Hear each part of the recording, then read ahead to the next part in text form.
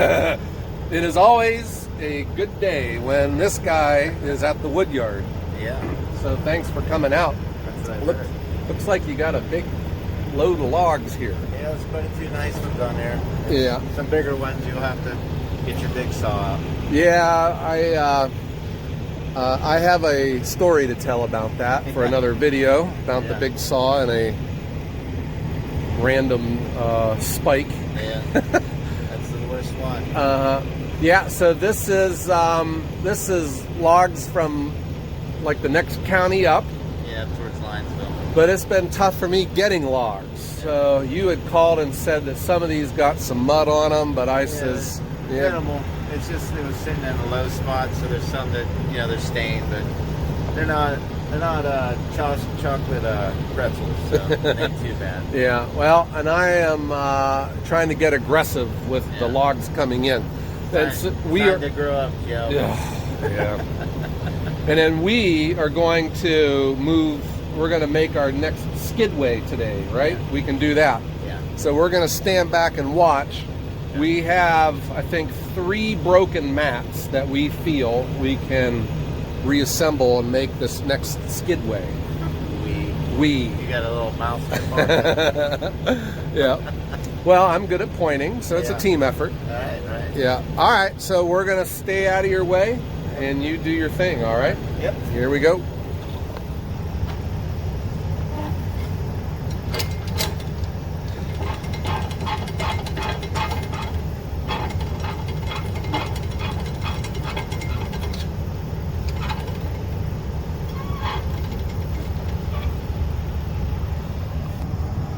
Ooh, I think I see an oak log up there too, guys. All right, it looks good. Let me take you on up the road here. When we did some repairs to the road, we found a couple broken mats, and Jesse had pulled them out and we laid down these new ones. So the broken ones are over here, and there is another broken one up here where this tall grass is. So my whole vision, guys, was to stack firewood, and I don't know if that's the right way for me to do this right now, because I envision the day where this is just lined with logs to be put on the live deck and run through the processor. So we're going to take this extra time today and we're going to build us our next skidway. And the skidway is what we call where the tree length logs are placed and staged so that I can fork them onto the live deck. Here is a delivery where these are not laid on timbers. All right, this is just laying on the ground. The timbers come to right here, and that makes tough me driving my tractor off the timbers to pick these up. Well, this is where that clay was dumped for when we dug out the driveway. So I'm able to do it here. But as we get over on this side,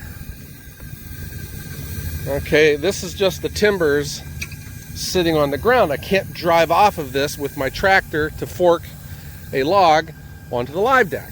So what we're going to do is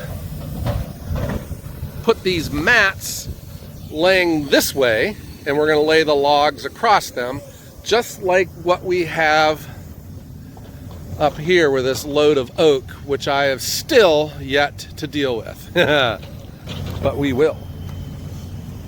So here are these mats. They are otherwise broken, but we can lay them down nice and straight and make it easy for my tractor to drive off the timbers. So he is just going to lay these on top of the current load of logs. And we're going to back up this way, lay the mats down, lay the logs on top of them.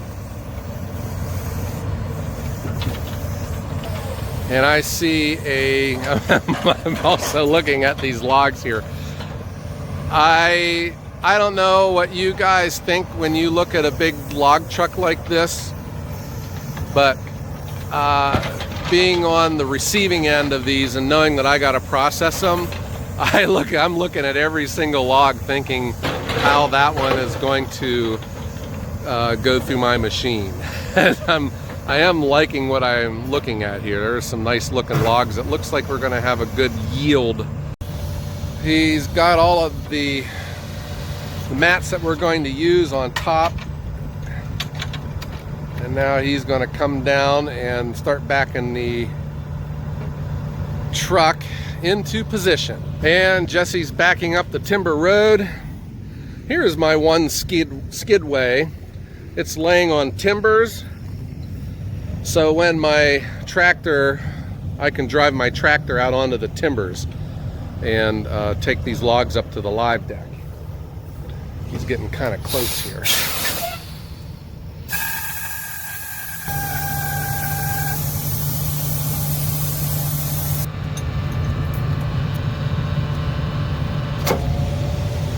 The outriggers go down, and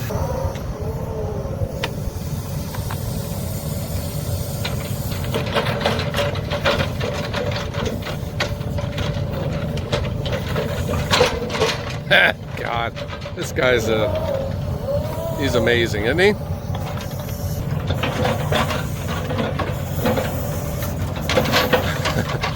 For some of you guys that have been around for a while, our cherry burl log keeps making an appearance. Jesse said if he got paid for every time he's moved this log, he'd be ready to retire.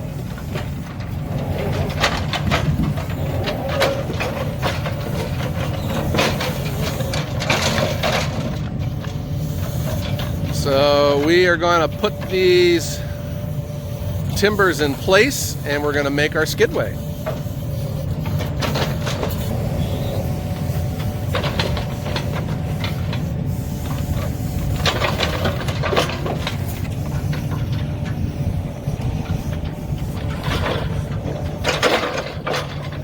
I moved over here to get you guys a better view. We're trying to figure out the best way to lay them so that they set flush against the road. And then we will slide these in flush.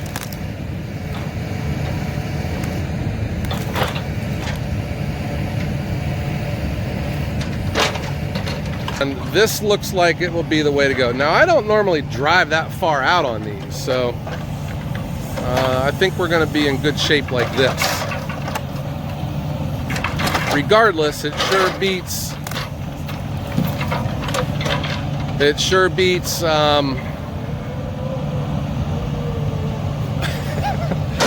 beats taking them off or driving the tractor off of the timber road.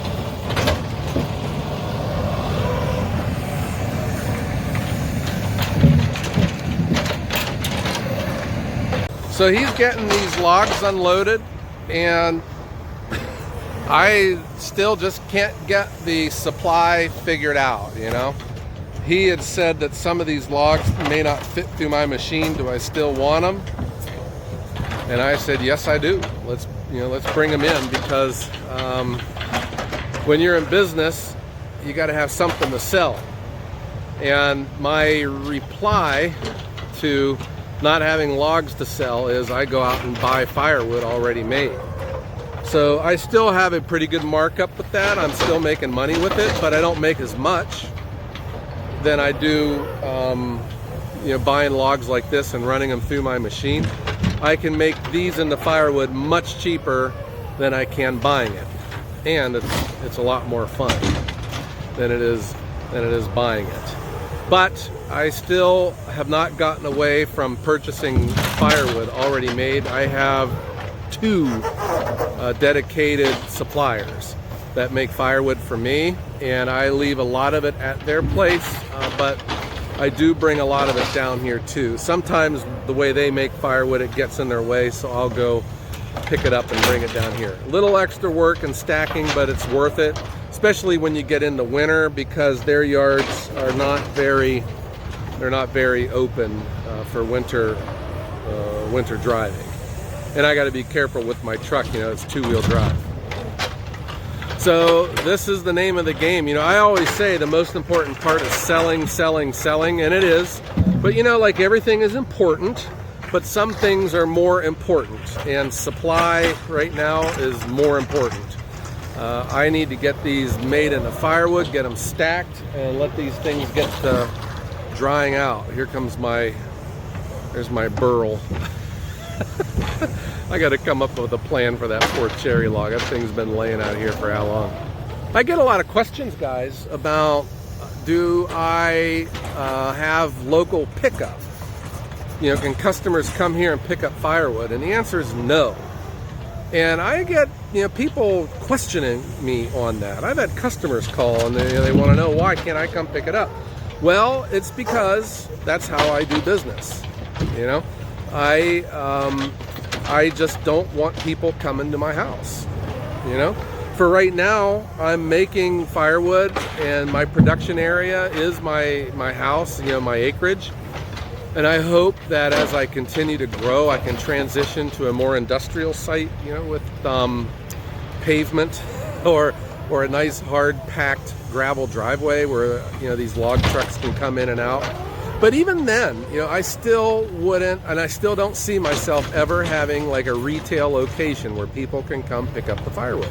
The point is, guys, my objective is to maximize my price.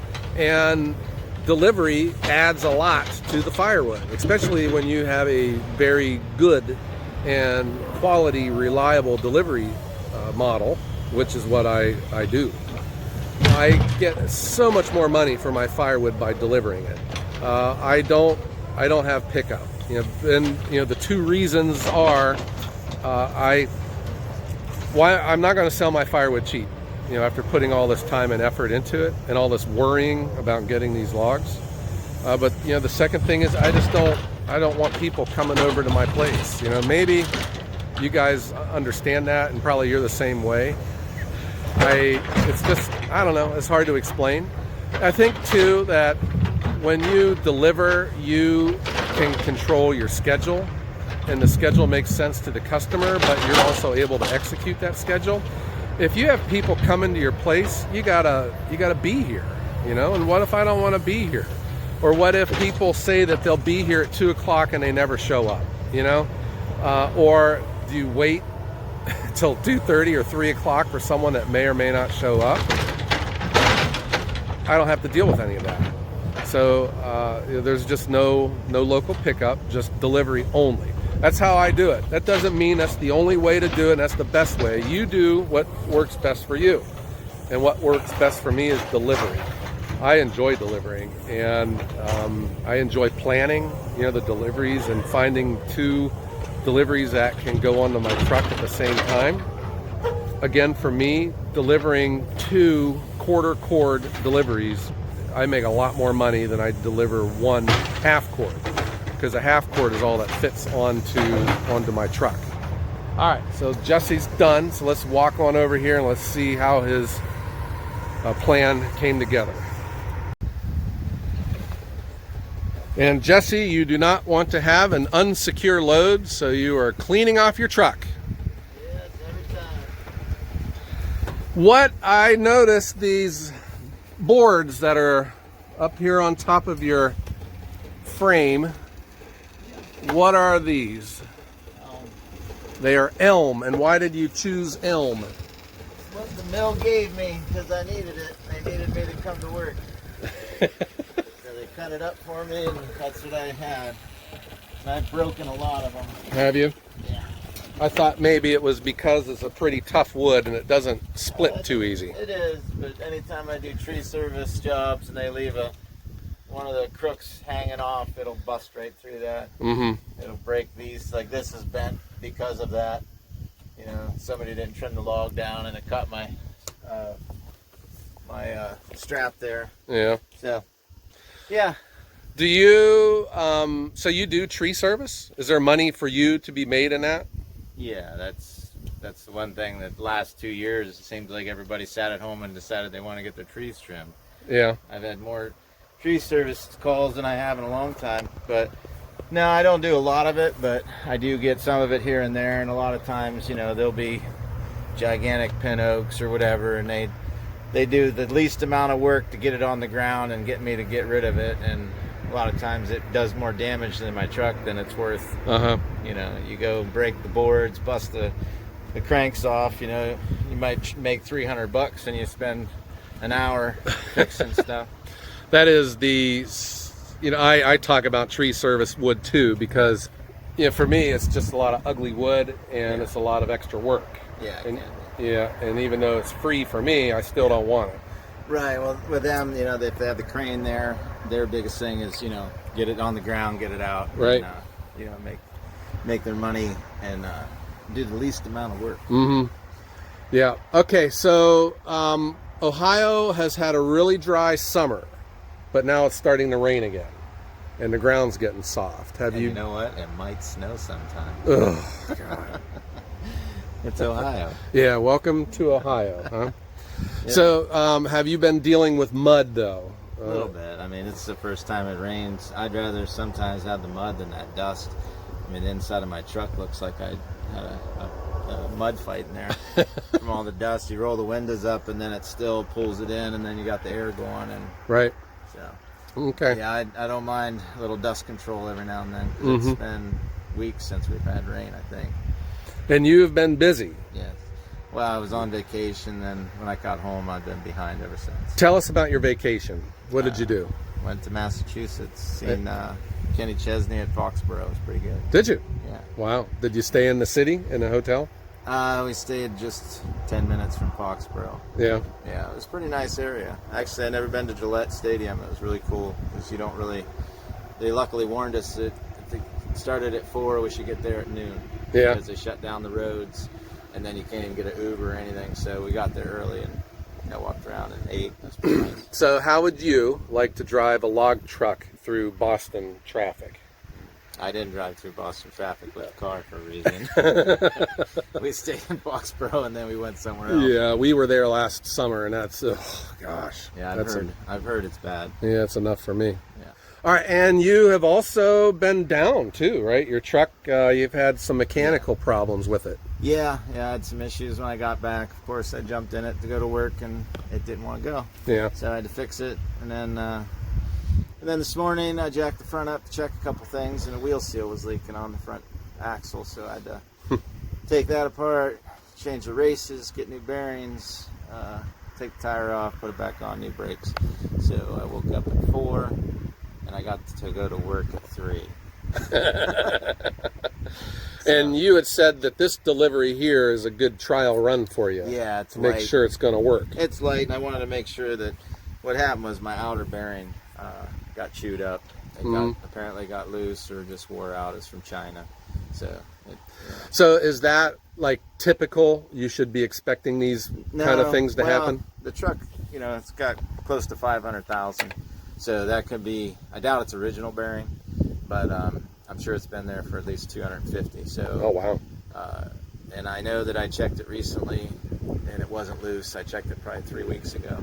I could have easily been on some back road, buggy road, and hit a giant pothole and just knocked the bearing out. Yeah. But it's all better now. There was no leaks, and I was able to make it here. Okay.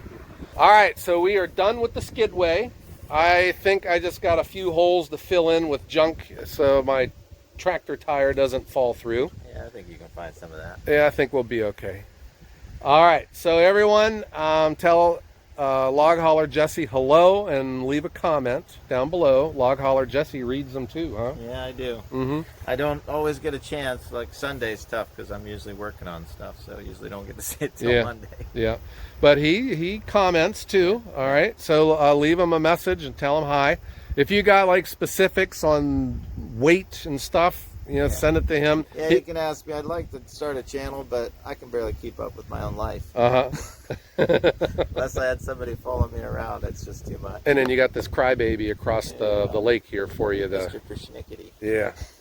I'm a demanding customer. Yeah. All right. So, Jesse, thank you. Yeah. And you got a busy day ahead of you. And thanks, everyone, for watching. Hit the thumbs up button. And, oh, yes, everyone, have a great day.